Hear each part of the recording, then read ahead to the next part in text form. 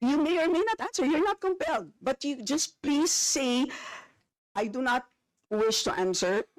That's it. At least we know it's a direct response. And with that, we move to the next Madam Chair, person on the list. Madam Chair, This, Madam Chair, hindi na po tayo matatapos. yan ang sinabi ko sa iyo kanina. Ayaw mo maniwala sa akin eh. Aabot talaga tayo ng bukas dito. Diba? Madam Chair. Is this an inquiry regarding What he said. yes, and Yes, please, ma'am. I remind also our Yes, ma'am. resource persons to please act in a respectful manner. Pasensya na po, hindi po kasama sa poder ninyo ang pagpa-fire ng presiding officer ng hearing na to. So Yes, yes, you may So proceed if po. you allow members of the House of Representatives lines like what you just said, like pusit, bakit mo ako kinocrucify for saying a fact that somebody is convicted of child abuse sitting in the chair?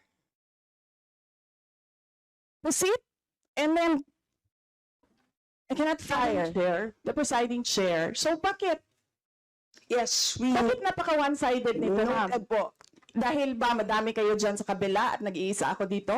We note all your comments, ma'am, and let us now proceed. Thank you, ma'am. Thank you, ma'am. Madam Chair, point of order. Yes, the Honorable Benny Abante. I just came in, I hear this.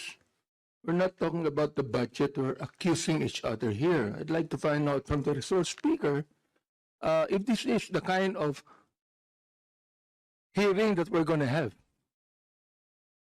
Sir, I am not the presiding officer of this hearing. I know, Yes, sir. but the thing is, you're asking questions, Madam Chair. The resource Madam? speaker does not have any right to ask questions. Or do you have? Where is that Madam Vice in your President, rules that Madam a Vice resource President, person this is a cannot budget hearing. request for clarification? Some order, please. Some order, please. Yes, Honorable Benny Abante, you may proceed. I'm just asking a question to our resource speaker, you know, because she's asking a question and she's accusing some of the members of this committee.